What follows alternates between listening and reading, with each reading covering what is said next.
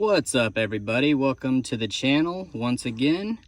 I am here at the pond and I am looking at a whole bunch of tadpoles that are in my boat that I'm gonna have to try to get out of here before I do the monthly spraying. Just wanting to give you guys an update of what it looks like after 3 months of spraying. We started in March and we'll have 3 more months of spraying. Today I decided to go with a little bit more. Whenever I first got it, they said that 1 pound would be good for 1 acre, 1 surface acre. This pond is about 1 surface acre, but it also is probably about 10 foot deep in the deepest area. So I did some reading and it said that half would be enough. So that's what I've been doing every month, was only a half of the Flumigard. Let me show you. Oh, wrong door. Show you what I'm using. This is Flumigard, which is pretty close to Clipper, so it's a generic Clipper, and this is 1 pound. Yeah, I'm gonna try to get those tadpoles out, but I think some of them are gonna get stuck in the boat, but I gotta get all that water out so I can get it in there. Anyway, this Flumigard herbicide is Flumio Zaxxon is what it's called, and there's the information on that. Just to give you guys a rundown of what's going on. Last month it looked a lot better than it does this month. Seems like there has been a huge bloom of this stuff. Either that or the water warmed up so much that a lot of it came up to the surface. See, I've been noticing that every time I dropped the anchor of the boat down in the on the bottom and I pulled it up, I was noticing that a lot of that stuff was still coming up. Even though the surface looked pretty good, it looked like there was a lot on the bottom. So probably what happened was the water gets to a certain temperature and then it starts coming up. And we've had a lot of warmer weather lately. And so that water temperature is probably rising even on the bottom. So this is what it looks like right now. And I will be doing the monthly spraying. I do it in the middle of the month. And so, and this will be the June spraying. And usually this time every year, this is probably June and July is probably when it gets the worst for obvious reasons because of the temperature. So I'm hoping to give you guys a good update in probably about a week that you know, this stuff is dying. If not, then you know, then I have to start rethinking whether or not this Flumigard is the right herbicide to be using for this. So yeah, that's pretty much where we're at right now, and I will be doing an update in about a week after this spraying. So talk to you later, guys. All right, guys, so yeah, I decided to go ahead and give you guys an idea of how I do this. I've got a 5-gallon sprayer. It's a backpack sprayer. I just put it right there, and it's got the little pump lever there. And what I do is I put in the 1 pound of Flumigard, and then I put in 4 gallons of water, and then I put a surfactant, which I'm using Dawn liquid dishwashing detergent as a surfactant, and that's pretty much what the mixture is. As far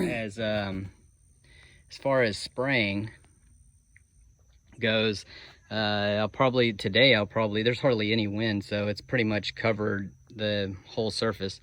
So I'm probably gonna just go slowly. I've got this little 10-foot Jon Boat with a with a 30-pound Minn Kota trolling motor, and I've got my little battery there. So I usually go just a really slow speed, try to cover the surface. I don't do any subsurface spraying. I just pretty much hit the surface, and that's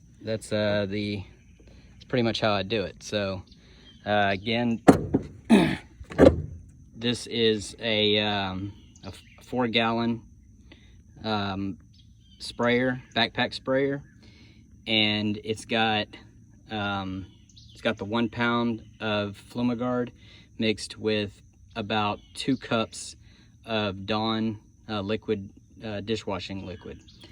So that I'm gonna go ahead and get started. And all right guys, so the spraying is done. You can see the bubbles from the soap, or the surfactant that I put in. A couple of things came to mind whenever I was doing the spraying, just to let you guys know. This time I did a whole pound of the Flumigard. The last 3 months I've only done a half. So this time, because the Watermeal has gotten so thick, I decided to go ahead and use a whole pound instead of a half. So there's that. Also, I don't know if y'all remember, but back I think it was last August that it was real bad, and I used some Dequat herbicide instead, and that was our first time applying any kind of herbicide to this pond.